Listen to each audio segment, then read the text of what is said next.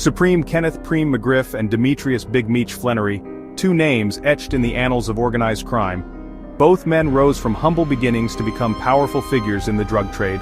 McGriff, a product of the Queens, New York streets, and Meech, hailing from Detroit's impoverished neighborhoods, built empires on illicit substances and violence. Their stories, though distinct, are grim reflections of the allure and consequences of power in America's underbelly. This essay delves into the lives of these notorious figures, exploring their backgrounds, criminal enterprises, and the indelible marks they left on society. From the streets to notoriety, origins of two kingpins. Kenneth McGriff's early life was a harsh introduction to the criminal underworld. Raised amidst the poverty and violence of South Jamaica, Queens, he found solace and opportunity in the drug trade.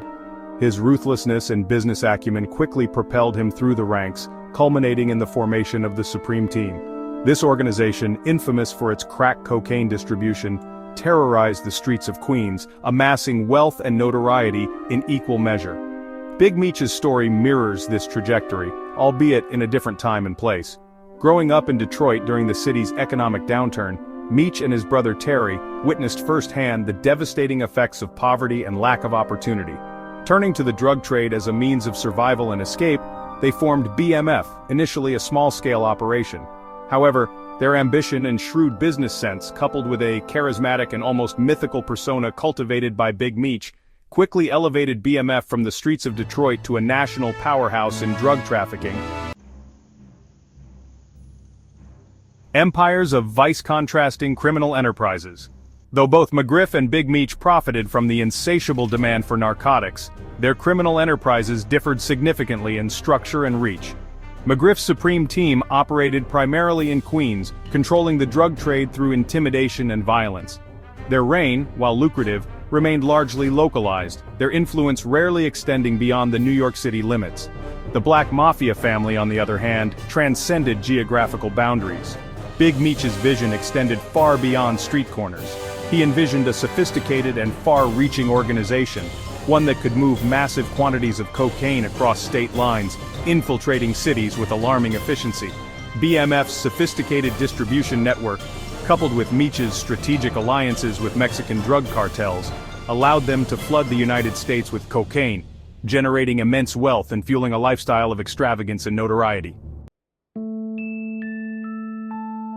The long arm of the law and a legacy of violence. The reigns of both Supreme McGriff and Big Meech were destined to collide with the law. McGriff's criminal career was punctuated by arrests and prison sentences, a testament to the relentless pursuit of justice and the cyclical nature of the drug trade. However, each stint behind bars seemed only to solidify his notoriety, adding to the mystique surrounding his name. Upon his release from prison in the late 1990s, McGriff attempted to reassert his dominance in the drug world, a move that would ultimately prove fatal. Big Meech's downfall, although delayed, was no less dramatic. The Drug Enforcement Administration, alarmed by BMF's growing influence and reach, launched a full-scale investigation into their operations. Operation Motor City Mafia, as it was dubbed, culminated in the arrest and prosecution of key BMF members, including Big Meech and his brother Southwest T.